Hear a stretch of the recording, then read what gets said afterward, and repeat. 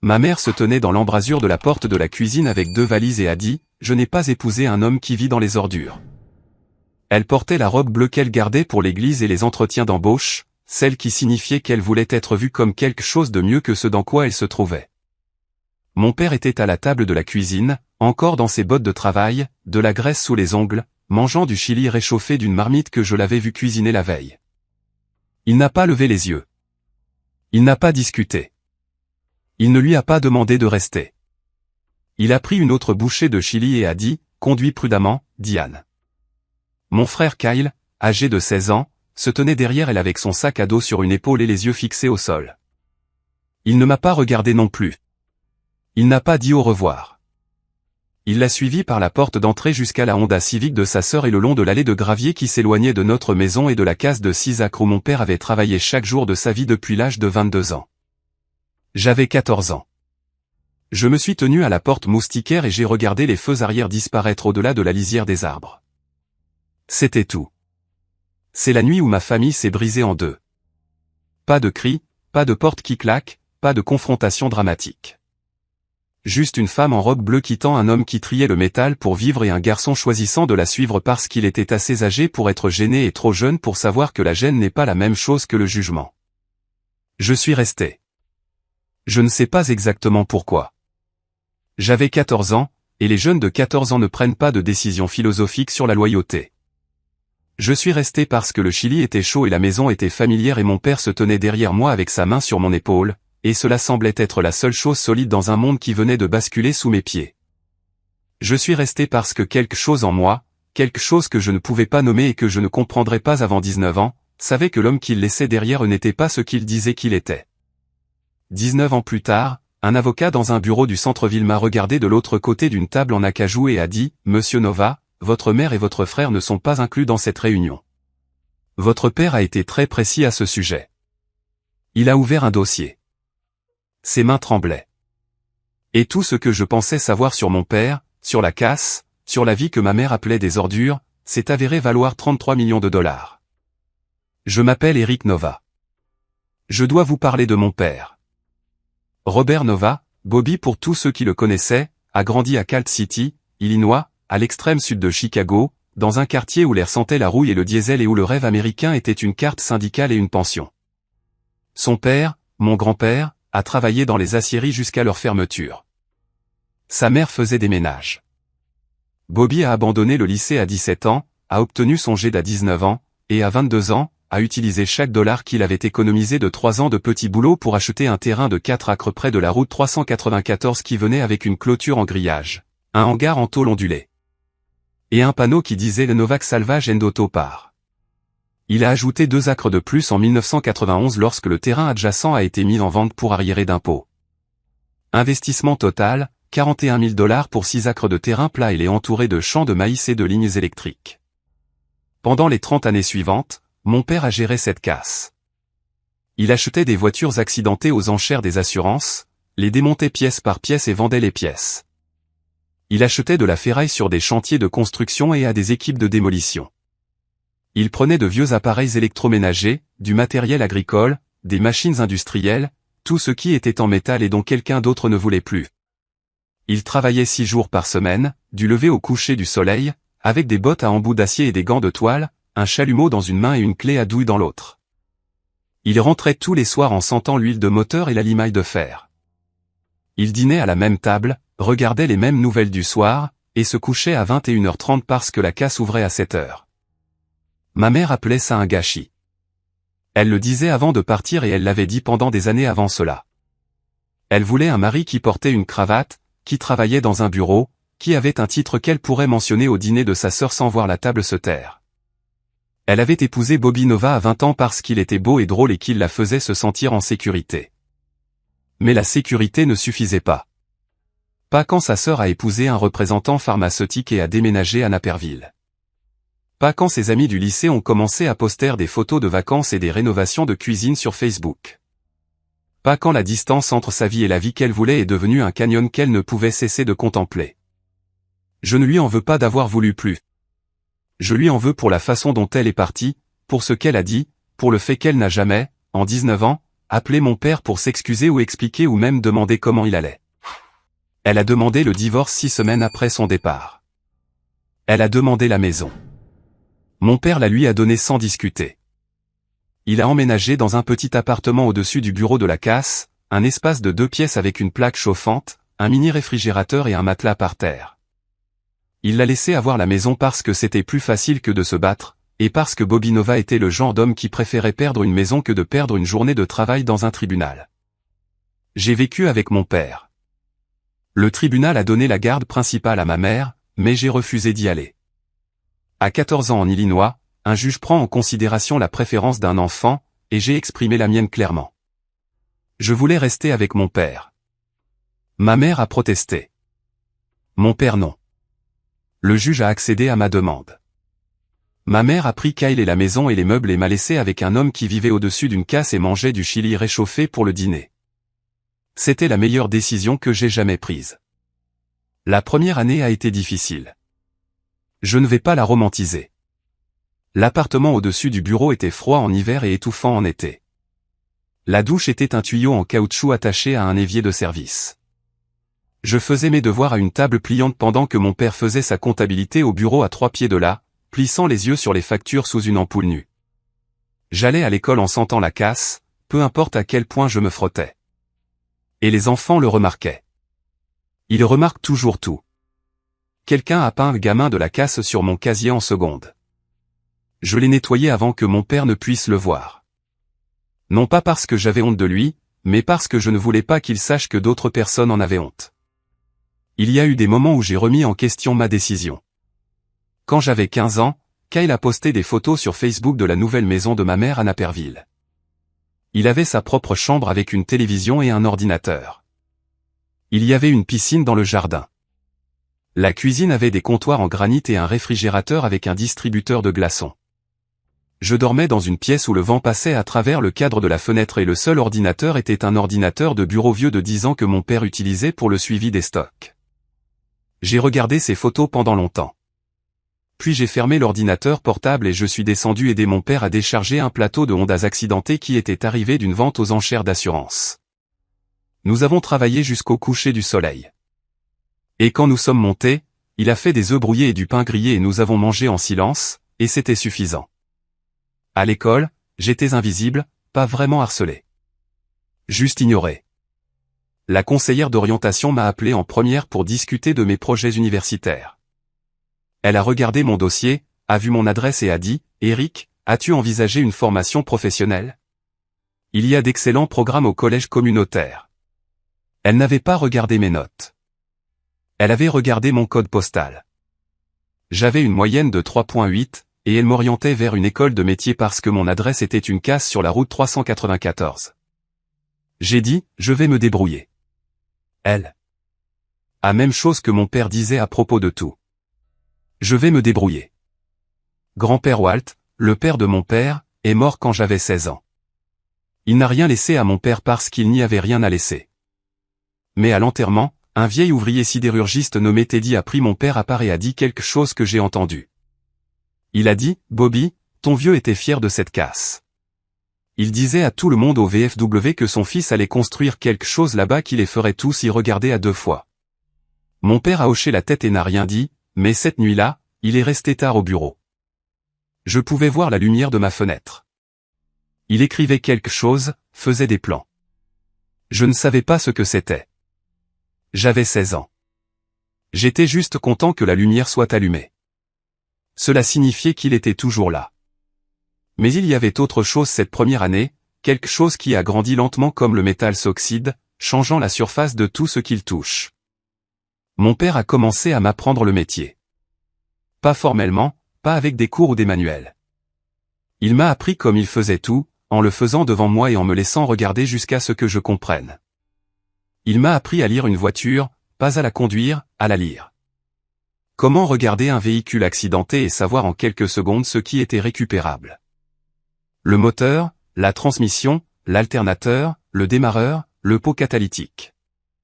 Il m'a appris quels métaux valaient la peine d'être extraits et lesquels non, le câblage en cuivre, les radiateurs en aluminium, le platine et le palladium à l'intérieur des pots catalytiques, qu'il retirait avec une précision chirurgicale.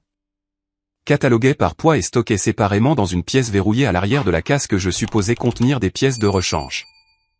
Tout a de la valeur, Eric, disait-il, en brandissant un pot catalytique corrodé qui ressemblait à un déchet. Il faut juste savoir où regarder et quoi chercher.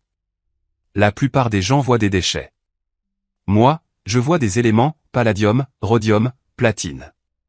La voiture vaut quelques centaines de dollars pour les pièces, mais ce petit morceau ici, il vaut plus que tout le reste de la voiture combinée. Et personne ne le sait parce que personne ne regarde. Il disait des choses comme ça, des phrases simples que j'ai mémorisées à l'époque et que je ne comprendrai pleinement que des années plus tard. Il ne parlait pas seulement de pot catalytique. Il parlait de lui-même, de moi, de la vie que ma mère avait qualifiée d'ordure sans jamais prendre la peine de regarder à l'intérieur. Chaque samedi pendant 19 ans, j'ai travaillé avec mon père à la casse. Pendant le lycée, le collège communautaire, mon apprentissage d'électricien, les premières années de la création de ma propre entreprise de construction. Chaque samedi, j'arrivais à 7 heures du matin et nous travaillions jusqu'à 17 heures de l'après-midi, à retirer des pièces, à couper du métal, à trier la ferraille, à charger le plateau pour le recycleur. Nous déjeunions ensemble dans son petit bureau, assis sur des chaises pliantes avec la radio réglée sur la station des Vieux Succès, mangeant des sandwichs de la station-service du coin. Nous ne parlions pas beaucoup. Nous n'en avions pas besoin. Le travail était la conversation. La présence était l'essentiel. Ces samedis étaient l'architecture de ma vie. Ils étaient la fondation sur laquelle tout le reste a été construit. Quand j'étais stressé par un travail ou inquiet pour l'argent ou seul de la manière spécifique dont un homme qui a grandi dans une casse est seul, tout ce que j'avais à faire était de conduire jusqu'à la route 394, de franchir ses portes, de prendre une clé et de commencer à retirer des pièces. Le rythme du travail m'apaisait. Le son du métal sur le métal, l'odeur de l'huile et de la rouille, le poids d'une transmission dans mes bras. C'était de la méditation. C'était une thérapie. C'était l'église. Certains de mes meilleurs souvenirs sont les plus simples. Un mardi de février 2012, quand une tempête de neige a coupé le courant et que nous avons travaillé dans la casse avec des lampes de poche et un générateur, riant de l'absurdité de la situation, notre souffle se cristallisant dans l'air. Un samedi de juin 2015, quand un client est arrivé avec une Camaro SS de 1969 qui avait été emboutie par l'arrière. Et mon père s'est tenu là, la regardant comme certains hommes regardent les couchers de soleil et a dit, c'est dommage. C'était une belle voiture. Il a passé 3 heures cet après-midi-là à retirer soigneusement la partie avant intacte, le tableau de bord, les sièges et le moteur, préservant tout avec une tendresse que je ne lui avais jamais vu montrer envers quoi que ce soit d'autre que moi. Il a vendu ses pièces au cours de l'année suivante à des collectionneurs pour plus que la valeur de la voiture entière. Un samedi d'octobre 2020, 2 semaines après son premier diagnostic de cancer. Il était fatigué, se déplaçait plus lentement, mais il était là. Nous avons travaillé côte à côte, à déshabiller une flotte de camionnettes de livraison à la retraite. Et pendant le déjeuner, il m'a regardé et m'a dit, juste comme ça, « Eric, merci d'être resté. » C'était la seule fois en 19 ans qu'il l'a dit directement. J'ai dit, où d'autre serais-je? Il a hoché la tête. C'était toute la conversation. 6 mots de lui. 5 de moi. C'était suffisant. Mon père n'était pas un grand parleur. Il était un observateur. Il remarquait tout. Quelles casses faisaient faillite et vendaient leur inventaire à bas prix? Quelles entreprises de démolition prenaient des raccourcis pour l'élimination de la ferraille? Quels métaux avaient une tendance à la hausse des prix et lesquels baissaient? Il lisait les publications spécialisées comme d'autres hommes lisent les pages sportives. Il pouvait citer les prix au comptant du cuivre, de l'aluminium et de l'acier comme un courtier en bourse cite le Dow Jones. Il connaissait le marché du recyclage comme il connaissait chaque clé de sa boîte à outils, intimement, précisément, après des décennies d'utilisation quotidienne. Il lisait aussi, je l'apprendrai plus tard, quelque chose de complètement différent, les annonces immobilières, les registres fiscaux du comté, les procès-verbaux du conseil de zonage, les plans de développement des infrastructures. Il les lisait la nuit après que je sois rentré chez moi dans son appartement au-dessus du bureau sous cette ampoule nue avec la même concentration silencieuse qu'il apportait à tout. Je ne savais rien de tout cela. Ni la salle de stockage de métaux, ni l'immobilier, ni les plans qu'il faisait. Je connaissais mon père comme un homme qui possédait une casse, y travaillait honnêtement, vivait simplement et ne se plaignait jamais de la femme qu'il avait quittée ou du fils qu'il avait suivi. Kyle et moi ne nous sommes pas parlé pendant les 5 premières années après la séparation. Il était à Naperville avec ma mère, allant dans un bon lycée, jouant au football, sortant avec des filles qui ne savaient pas que son père triait la ferraille pour vivre. Ma mère s'est remariée en 2008. Un homme nommé Gérald qui vendait des dispositifs médicaux, conduisait une Lexus et n'avait jamais eu de graisse sous les ongles. Kyle a pris le nom de famille de Gérald pendant un certain temps, puis l'a repris après que le mariage se soit effondré 3 ans plus tard. Il est allé à une université d'État, a étudié l'administration des affaires et a obtenu un emploi dans une entreprise de logistique où il gagnait un salaire décent et décrivait son éducation comme étant compliquée quand on lui posait la question. Il m'a appelé une fois en 2012, quand il avait 24 ans et moi 22. Il a dit qu'il voulait renouer le contact. Nous nous sommes rencontrés dans un restaurant à mi-chemin entre son appartement et la casse. C'était gênant. Il a demandé des nouvelles de papa. J'ai dit que papa allait bien. Il a demandé des nouvelles de l'entreprise. J'ai dit que l'entreprise allait bien. Il a demandé si papa parlait de lui. J'ai dit non parce que c'était la vérité. Mon père ne mentionnait jamais Kyle. Pas par colère, mais par quelque chose de plus silencieux. Une porte qui avait été fermée si doucement que vous ne pouviez même pas dire qu'elle était fermée jusqu'à ce que vous essayiez de la franchir. Kyle n'a pas visité la casse. Il n'a pas appelé papa. Il n'a pas envoyé de carte d'anniversaire, de SMS de Noël ou de courriel. La reconnexion a duré le temps d'un déjeuner au restaurant, puis s'est dissoute dans le silence. Ma mère était pire. En 19 ans, elle a contacté mon père 3 fois. La première fois en 2009, lorsque l'entreprise de dispositifs médicaux de Gérald a connu des difficultés et qu'elle avait besoin d'argent. Elle a appelé la ligne fixe de la casse et a demandé $8 000 à Bobby. Il lui a viré l'argent le lendemain. Elle n'a pas dit merci. La deuxième fois en 2014, lorsque Kyle avait besoin d'aide pour une caution sur un appartement. Elle a rappelé. Mon père a envoyé $3 000. Aucun accusé de réception. La troisième fois en 2019, lorsqu'elle a eu besoin d'une chirurgie dentaire que son assurance ne couvrait pas. Mon père a payé la facture de $11 000 sans hésitation. 3 contacts en 19 ans, tous pour des retraits. Pas une seule fois elle n'a demandé comment il allait. Pas une seule fois elle n'est venue le voir. Pas une seule fois elle n'a dit qu'elle était désolée. Je le sais parce que mon père gardait des archives, chaque contact, chaque dollar envoyé, chaque appel téléphonique consigné avec la date, l'heure, la durée et le montant demandé. Il les classait dans un dossier dans le tiroir de son bureau comme il classait les factures de vente de pièces, méthodiquement, sans émotion, juste des données. Un homme qui avait passé sa vie à trier les matériaux de valeur des matériaux sans valeur, faisant la même chose avec les gens qu'il avait abandonnés. En 2020, mon père a été diagnostiqué avec un cancer de la prostate. Stade 2, traitable, m'a-t-il dit un samedi après-midi à la casse, assis dans son bureau avec la radio allumée, aussi nonchalamment que s'il me parlait d'un nouveau lot de voitures arrivant d'une vente aux enchères. J'ai un cancer, Eric. Le docteur dit qu'on l'a attrapé tôt. Ça va aller. Ça n'allait pas. Le traitement a été brutal. Radiothérapie, hormonothérapie, le cycle épuisant des rendez-vous et des effets secondaires, et l'érosion lente d'un corps qui avait travaillé dur chaque jour pendant 45 ans. Mais il a continué à aller à la casse. Chaque jour, il travaillait moins d'heures, prenait plus de pauses, s'asseyait dans sa chaise plus qu'il ne se tenait à l'établi. Mais il était là tous les jours. J'ai réemménagé dans l'appartement au-dessus du bureau pendant son traitement. Je gérais la casse le matin pendant qu'il se reposait. Je le conduisais à ses rendez-vous.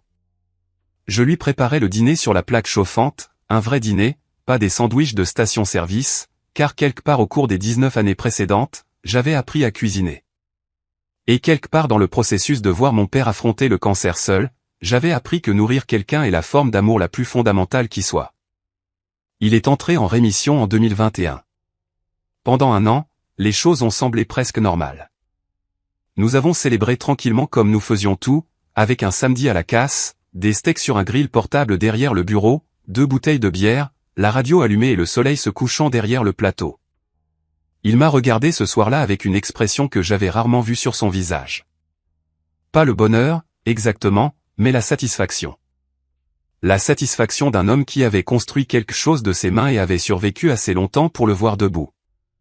Le cancer est revenu en 2023. cette fois, métastatique de stade 4. L'oncologue était une jeune femme qui parlait avec précaution, comme le font les gens lorsqu'ils annoncent une nouvelle qui va réorganiser la vie de quelqu'un. Elle a utilisé des mots comme palliatif, qualité de vie et le rendre confortable. Mon père a tout écouté, a hoché la tête et a dit, combien de temps? Le médecin a dit, peut-être 1 an avec traitement, peut-être moins 100. Mon père a dit, j'ai du travail à finir.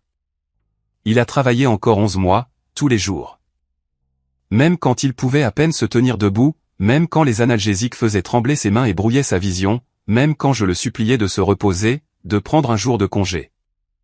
De s'asseoir dans l'appartement et de regarder la télévision comme une personne normale face à ce qu'il affrontait, il secouait la tête et disait, la casse ne se gère pas toute seule, Eric. Mais de plus en plus, le travail qu'il faisait n'était pas le travail de la casse. Il était à son bureau, passant en revue des dossiers, passant des appels que je ne comprenais pas à des gens que je ne connaissais pas, travaillant sur quelque chose qui n'avait rien à voir avec les opérations quotidiennes de l'entreprise. Des documents juridiques, des états financiers, des levées de terrain, des appels à Arthur Brennan qui duraient 1 heure ou plus derrière une porte fermée. Quand je lui demandais ce qu'il faisait, il disait de la paperasse, les trucs ennuyeux. Il souriait en le disant. La seule fois où il a souri ces derniers mois, c'est quand il travaillait sur ce qu'il y avait dans ses dossiers. Je réalise maintenant qu'il terminait l'architecture, mettait les dernières pièces en place, s'assurant que chaque fiducie était financée, chaque document signé, chaque acre comptabilisé. Il construisait son héritage de la même manière qu'il construisait tout le reste, soigneusement, complètement, sans rien laisser au hasard et sans gaspiller de matériel. Ma mère et Kyle sont apparus en janvier 2024.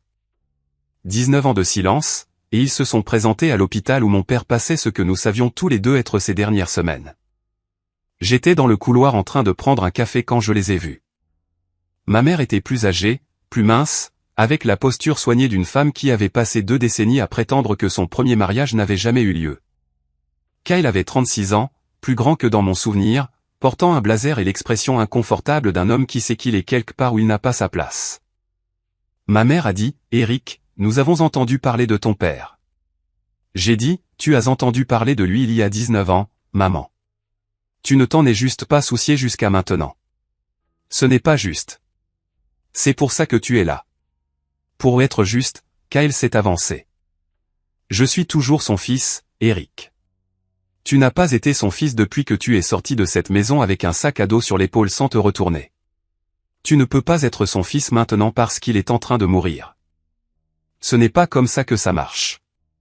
Ils sont allés dans sa chambre quand même. Je ne les ai pas arrêtés. Mon père était réveillé. Il a regardé ma mère, puis Kyle, puis moi. La pièce était silencieuse, à l'exception des moniteurs et du bruit de Kyle se balançant d'un pied sur l'autre. Mon père m'a regardé et a dit, clair et constant, malgré la morphine. Ceux qui restent sont ceux qui héritent. Souviens-toi de ça. Il a fermé les yeux. Ma mère s'est mise à pleurer. Kyle est resté là, les mains dans les poches, fixant le sol. Ils sont partis 20 minutes plus tard. Mon père n'a pas rouvert les yeux pendant leur présence. Il est mort le 6 février 2024. Un mardi matin. Je lui tenais la main. La pièce était silencieuse, à l'exception des moniteurs et du son de ma propre respiration. Il n'avait pas parlé depuis 2 jours. Mais dans la dernière heure, sa prise s'est resserrée une fois, à peine, une pression si faible qu'une infirmière l'aurait manqué. Je ne l'ai pas manqué. J'avais passé 19 ans à apprendre à remarquer les choses que les autres ignorent. Les moniteurs sont devenus plats. L'infirmière est entrée, a vérifié son pouls et a noté l'heure, 6h47. La casse ouvrait à 7h. Il a failli y arriver. Je suis resté avec lui pendant 20 minutes après le départ de l'infirmière. Je lui ai tenu la main et je lui ai dit des choses que je n'avais jamais dites à voix haute. Qu'il était le meilleur homme que j'ai jamais connu. Que la casse n'était pas des ordures. Que la vie qu'il avait construite n'était pas un gâchis. Que chaque samedi, chaque sandwich, chaque déjeuner silencieux avec la radio allumée était une brique dans la fondation de ce que j'étais devenu. Je lui ai dit que je m'occuperais de la casse. Je lui ai dit que je m'occuperais de tout. Je ne sais pas s'il m'a entendu. Je choisis de croire que oui. Les funérailles ont été modestes. Je les ai organisées. Je les ai payées. Les gars qui travaillaient à temps partiel à la casse sont venus, quelques clients réguliers, le propriétaire du restaurant où nous achetions des sandwichs. Une femme du bureau du greffier du comté qui connaissait mon père depuis des années, mais dont je ne comprendrai l'importance que plus tard. Ma mère et Kyle sont venus. Ils se sont assis au fond. Ils ne m'ont pas parlé. Ils n'ont pas parlé du tout. 3 semaines plus tard, j'ai reçu un appel d'un homme nommé Arthur Brennan. Il s'est présenté comme l'avocat de mon père et m'a demandé de venir à son bureau au centre-ville de Chicago pour la lecture du testament. J'ai dit, je ne savais pas que mon père avait un avocat. Il a dit, votre père avait beaucoup de choses que vous ne saviez pas, monsieur Nova. C'est un peu le but. J'ai posé des questions sur ma mère et Kyle. Arthur a dit, les instructions de votre père sont explicites. Cette réunion est pour vous seul. Votre mère et votre frère ne sont pas inclus dans la procédure. J'ai conduit jusqu'au centre-ville un jeudi matin. Le bureau d'Arthur Brennan se trouvait au 31e étage d'un immeuble sur la Salle Street. Bois sombre, fenêtre du sol au plafond, le genre de bureau qui facture $400 de l'heure et qui gagne chaque centime. Arthur avait environ 60 ans, les cheveux argentés, précis dans ses mouvements, avec le discours mesuré d'un homme qui avait passé des décennies à choisir ses mots comme un chirurgien choisit ses instruments. Il m'a serré la main et a dit, « Votre père était le client le plus remarquable que j'ai jamais représenté. Veuillez vous asseoir. » Il a ouvert un dossier. J'ai remarqué ses mains. Elles tremblaient. Pas à cause de l'âge, ni de la caféine, mais à cause d'autre chose. Le poids de ce qu'il s'apprêtait à dire, ou peut-être l'incrédulité qui le frappait encore après toutes ces années, qu'un homme qui triait la ferraille en bottes à embout d'acier avait discrètement amassé une fortune que la plupart de ses voisins de la Salle Street envieraient. Arthur m'a versé un verre d'eau. Je n'en avais pas demandé. Il l'a versé parce qu'il savait que j'en aurais besoin. La première chose que vous devez savoir, a-t-il dit, concerne la pièce verrouillée. La pièce verrouillée à l'arrière de la casse. Celle avec la porte en acier renforcé et le cadenas à combinaison que mon père changeait tous les 6 mois. Celle devant laquelle j'étais passé un millier de samedis sans jamais demander ce qu'il y avait à l'intérieur. J'avais supposé qu'elle contenait des pièces de rechange, un surplus d'inventaire, peut-être du matériel trop précieux pour être laissé à l'air libre.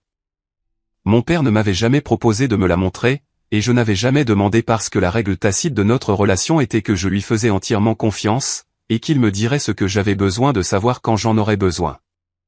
Arthur a exposé l'histoire, la vraie histoire. Celle à côté de laquelle j'avais vécu pendant 19 ans sans la voir. La pièce verrouillée à l'arrière de la casse. Celle que je pensais contenir des pièces de rechange. Elle ne contenait pas de pièces de rechange. Elle contenait du métal, pas de la ferraille, du métal précieux.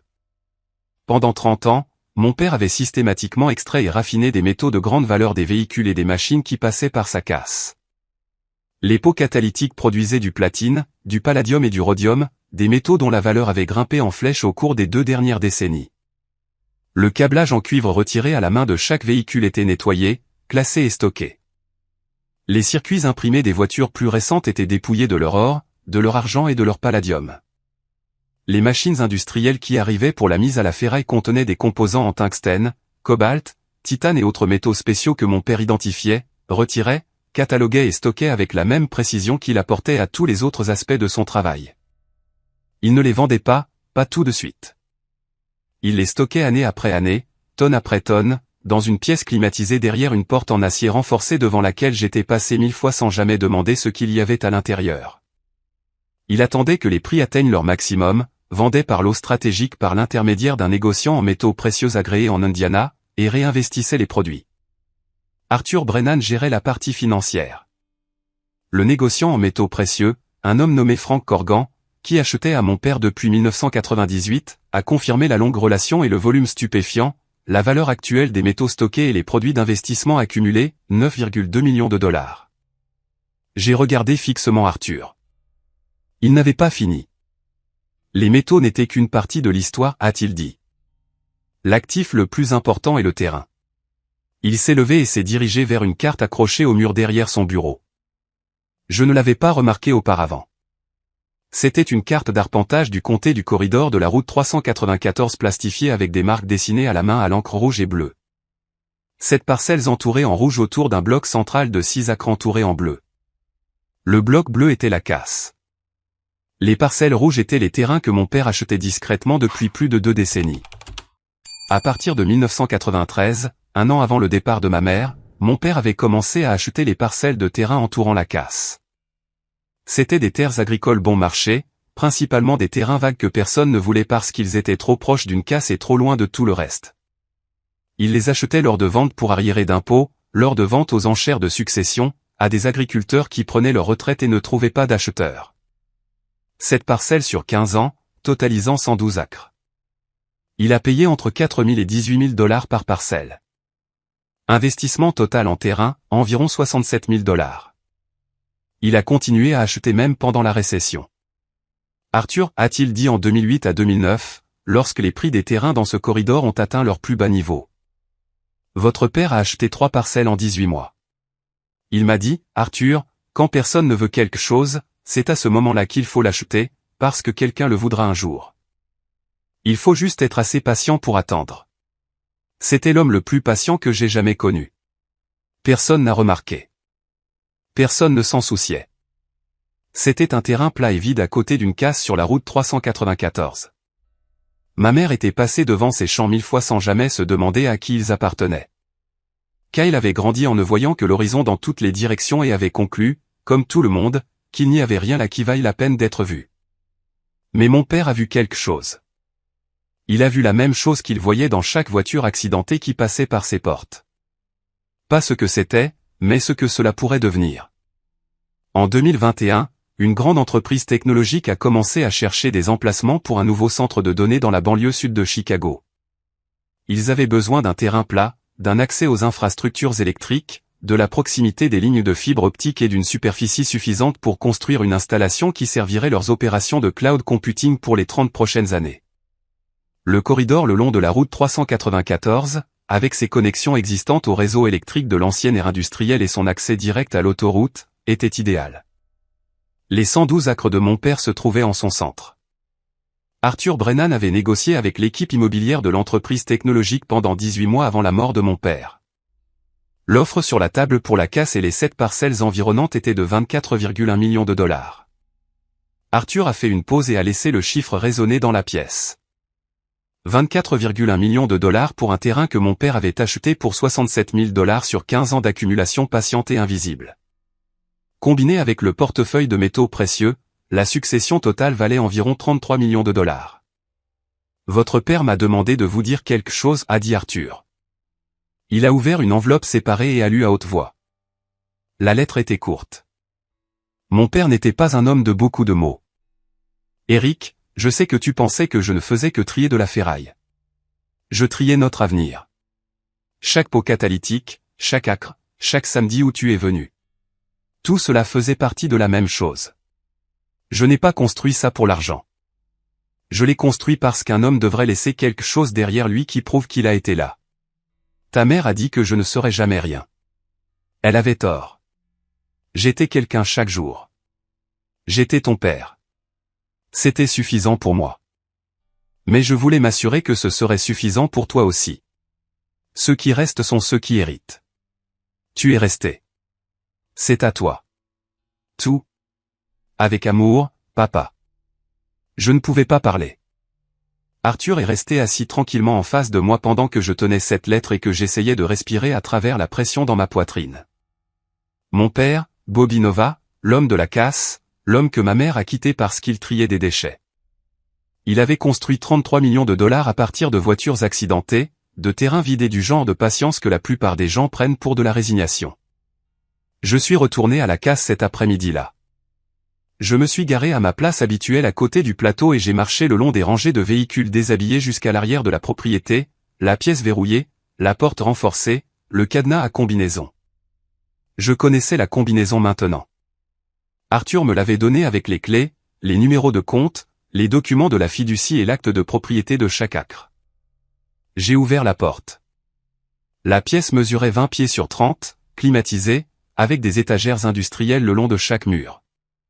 Sur ces étagères, triées et étiquetées avec la même précision méticuleuse que mon père apportait à ses factures, se trouvaient des conteneurs de métaux précieux, des fûts de fil de cuivre, nettoyés et classés par calibre, des bacs de circuits imprimés dépouillés.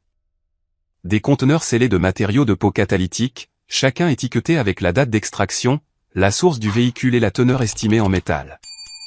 Des étagères séparées pour le produit raffiné. De petits conteneurs scellés de poudre de platine, d'éponges de palladium, de rhodium sous forme cristalline. Une armoire verrouillée contre le mur du fond contenait les articles les plus précieux, de l'or récupéré sur des circuits imprimés et des connecteurs, de l'argent provenant de contacts électriques, du cobalt et du tungstène provenant de composants de machines industrielles.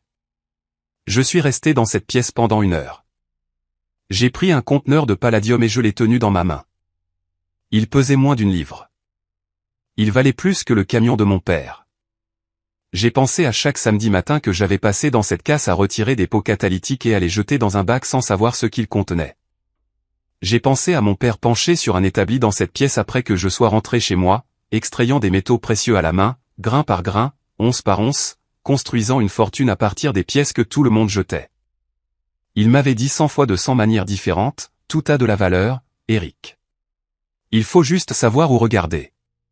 Je pensais qu'il parlait de voitures. Il parlait de tout. Arthur m'a expliqué la structure juridique. Tout était détenu dans des fiducies que mon père avait établies par l'intermédiaire du cabinet d'Arthur à partir de 2006. Les fiducies étaient irrévocables, correctement financées et me désignaient spécifiquement comme l'unique bénéficiaire. Ma mère et Kyle étaient explicitement exclus. Il y avait une clause de non-contestation qui annulerait toute contestation judiciaire et exposerait le contestataire à la perte de toute réclamation accessoire contre la succession. Votre père avait anticipé une contestation, a dit Arthur. J'ai posé des questions sur l'accord avec le centre de données. Arthur a dit que l'offre était ferme et que l'entreprise technologique était impatiente de conclure. Mon père avait négocié les conditions jusqu'à 2 semaines avant sa mort. Les derniers détails étaient en place. Tout ce que j'avais à faire était de signer. Ma mère l'a découvert en moins d'1 mois. Je ne sais pas comment. Peut-être que Kyle a entendu quelque chose d'un ancien voisin. Peut-être que le nom de ma mère a déclenché une notification dans un système de succession. Peut-être que quelqu'un aux funérailles a mentionné l'avocat. Quoi qu'il en soit, Kyle m'a appelé un dimanche soir de mars. Eric, que se passe-t-il avec la succession de papa? Maman a entendu dire qu'il y a une sorte d'accord foncier. C'est exact. Combien? Ce n'est pas ton problème, Kyle. Pas mon problème? Il était aussi mon père. Il était ton père quand tu avais 16 ans et que tu as quitté cette maison sans dire au revoir. Il a été ton père pendant les 19 années suivantes où tu n'as pas appelé, pas rendu visite, pas envoyé de carte pour son anniversaire. Il a été ton père quand il avait le cancer et que tu n'étais pas là. Il a été ton père quand il est mort et que je lui tenais la main et que tu étais assis au fond de l'église en train de regarder ton téléphone. Il a été ton père tout ce temps, Kyle. Tu ne le voulais juste pas jusqu'à ce que tu découvres qu'il valait quelque chose. Ce n'est pas juste. Tu continues d'utiliser ce mot. Maman l'a utilisé aussi. Tu sais ce qui n'est pas juste? Manger des sandwichs de station-service dans un appartement de 2 pièces pendant que ta mère refait sa cuisine à Naperville. Travailler dans une casse tous les samedis pendant que ton frère prétend que son père n'existe pas. Tenir la main d'un homme pendant qu'il meurt. Et savoir que les gens qui auraient dû être là ont choisi de ne pas l'être. Ça, ce n'est pas juste. Ceci, c'est purement mathématique. Il a raccroché. Il a rappelé le lendemain avec le nom d'un avocat. Je lui ai parlé de la clause de non-contestation. Il est devenu silencieux. Ma mère a appelé 1 semaine plus tard. J'ai failli ne pas répondre, mais je portais cette conversation dans ma poitrine depuis 19 ans. Et son poids était plus lourd que tout ce que j'avais jamais retiré d'une voiture accidentée. Eric, je suis ta mère. Je sais qui tu es. Je veux comprendre ce qui se passe avec la succession de ton père. Ce qui se passe, c'est ce que papa voulait qu'il se passe. Il m'a tout laissé. La casse, le terrain, les métaux, les investissements, tout. Tu n'es pas incluse. Kyle n'est pas inclus. Il a été très précis. Ça ne peut pas être légal. C'est légal. C'est documenté. C'est irrévocable. Et c'est accompagné de 19 ans d'archives montrant que tu l'as contacté 3 fois, toutes les 3 pour demander de l'argent et jamais une seule fois pour demander comment il allait. Silence. Je pouvais l'entendre respirer. Je pouvais entendre la télévision en arrière-plan. Une émission de jour, le bruit ambiant d'une vie vécue dans le confort pendant que mon père triait du métal dans le froid. Il me le devait, dit-elle. Je lui ai donné les meilleures années de ma vie. Tu lui as donné 12 ans, puis tu es parti, tu as pris son fils et tu l'as traité d'ordure. Il t'a donné une maison. Il t'a donné 22 000 $ à chaque fois que tu as appelé. Il t'a donné un divorce sans combat. Et il a passé les 19 années suivantes à construire un empire en silence, pendant que tu disais à quiconque voulait l'entendre qu'il ne serait jamais rien. Un empire dans une casse. 33 millions, maman, dans une casse. La même casse que tu as qualifiée d'ordure. Le même homme dont tu as dit qu'il ne serait jamais rien. Il était plus que tout ce que tu avais jamais imaginé. Tu ne pouvais juste pas le voir parce que tu étais trop occupé à regarder ce que les autres avaient. Elle n'a pas parlé pendant un long moment. Quand elle l'a fait, sa voix était différente, plus petite. M'a-t-il jamais pardonné? J'y ai pensé. J'ai pensé à 19 ans de samedi matin, de stations de radio, de sandwich et de silence. J'ai pensé à la façon dont mon père n'a jamais prononcé le nom de ma mère. Pas par colère, mais par une tristesse achevée. La façon dont on cesse de mentionner une route qu'on ne prend plus. J'ai pensé à la lettre qu'Arthur avait lue et à la phrase qui disait « Ta mère a dit que je ne serai jamais rien ». Il avait porté cette phrase pendant 19 ans. Il l'avait utilisée comme carburant. Il avait pris la pire chose que quelqu'un lui ait jamais dite et l'avait transformée en moteur qui a alimenté la construction silencieuse et invisible d'un empire de 33 millions de $. J'ai pensé à la nuit où elle est partie. La robe bleue, les 2 valises, la façon dont il n'a pas levé les yeux de son Chili. Avant, je pensais qu'il ne levait pas les yeux parce qu'il était brisé. Maintenant, je pense qu'il ne levait pas les yeux parce qu'il avait déjà décidé de ce qu'il allait faire ensuite. Bobby Nova ne perdait pas de temps avec les choses qu'il ne pouvait pas changer. Il consacrait son énergie aux choses qu'il pouvait construire. Je ne sais pas, ai-je dit, mais il a construit quelque chose d'extraordinaire, et il l'a fait après que tu lui aies dit qu'il ne le pouvait pas. Alors peut-être que le pardon n'était pas ce dont il avait besoin. Peut-être que ce dont il avait besoin, c'était de te prouver que tu avais tort. Et il l'a fait. Chaque jour pendant 19 ans dans une casse que tu as qualifiée d'ordure avec un fils que tu as laissé derrière toi. Elle pleurait. Je pouvais l'entendre à travers le téléphone. Pas les pleurs performatifs de quelqu'un qui veut de la sympathie. Le vrai genre. Celui qui vient quand on comprend trop tard qu'on s'est trompé sur tout. Au revoir, maman. J'ai raccroché. J'ai conduit jusqu'à la casse. Je me suis assis dans la chaise de mon père dans le petit bureau avec la radio allumée et l'ampoule nue au-dessus de ma tête et je n'ai pas pleuré. J'avais assez pleuré. J'ai mangé un sandwich de station-service et j'ai regardé le tableau de liège couvert de factures et de notes écrites de la main de mon père, et j'ai senti pour la première fois de ma vie que j'étais exactement là où je devais être. J'ai signé l'accord avec le centre de données en avril, 24,1 millions de $ pour 112 acres de terrain que mon père avait acheté pour 67 000 $. Le portefeuille de métaux a été liquidé en 6 mois par l'intermédiaire de l'entreprise de Frank Corgan, rapportant 9,2 millions de $ après frais et impôts. La casse elle-même ne faisait pas partie de l'accord. Je l'ai gardée.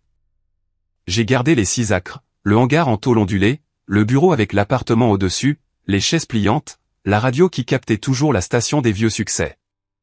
Je l'ai gardée parce qu'elle appartenait à mon père et parce qu'elle était à moi, et parce que certaines choses ne sont pas à vendre, peu importe ce qu'elles valent.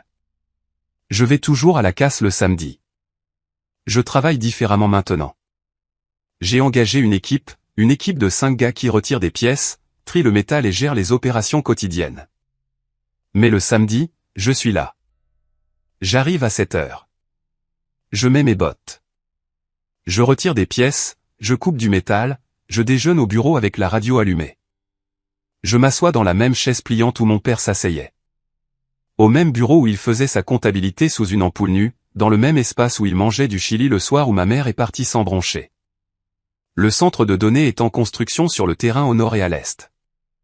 Je peux voir les grues depuis la casse. Des poutres d'acier s'élevant de la terre plate de l'Illinois. Le squelette d'un bâtiment qui stockera des données pour des millions de personnes, construit sur un sol que mon père a acheté pour des centimes parce qu'il pouvait voir ce que personne d'autre ne voyait. Que cette terre laide, plate et indésirable à côté d'une casse sur la route 394 allait valoir quelque chose un jour. De la même manière qu'il a vu qu'un pot catalytique corrodé valait plus que la voiture dont il provenait. De la même manière qu'il a vu qu'un samedi matin avec son fils valait plus que la femme qui est partie. Ma mère a contesté le testament. Son avocat a envoyé une lettre affirmant que Bobinova était mentalement diminuée pendant ces dernières années en raison du traitement contre le cancer et que les fiducies étaient le produit d'une capacité réduite. Arthur Brennan a répondu par un dossier de 300 pages qui comprenait les dossiers médicaux complets de mon père, une évaluation cognitive administrée 8 mois avant sa mort montrant une pleine capacité mentale. 19 ans de dossiers financiers détaillés démontrant une prise de décision cohérente et sophistiquée, et le journal de contact complet documentant l'abandon de ma mère. Le dossier comprenait également la clause de non-contestation et un avis formel indiquant que la poursuite de la contestation exposerait ma mère à la perte de toute réclamation résiduelle et à une responsabilité potentielle pour les frais de justice. La contestation a été retirée en 11 jours. Kyle m'a envoyé un SMS 2 mois plus tard. C'était la chose la plus longue qu'il m'ait jamais écrite. Il a dit qu'il était désolé. Il a dit qu'il savait qu'il avait fait le mauvais choix quand il avait 16 ans. Il a dit qu'il aurait aimé être resté. Il a dit qu'il comprenait pourquoi papa ne lui avait rien laissé et qu'il n'allait pas se battre. Il a demandé si nous pouvions déjeuner un de ces jours. Je l'ai lu 3 fois. J'ai pensé à un gamin de 16 ans debout derrière sa mère avec un sac à dos sur une épaule. Choisissant la vie qui paraissait meilleure de l'extérieur plutôt que celle qui était réelle.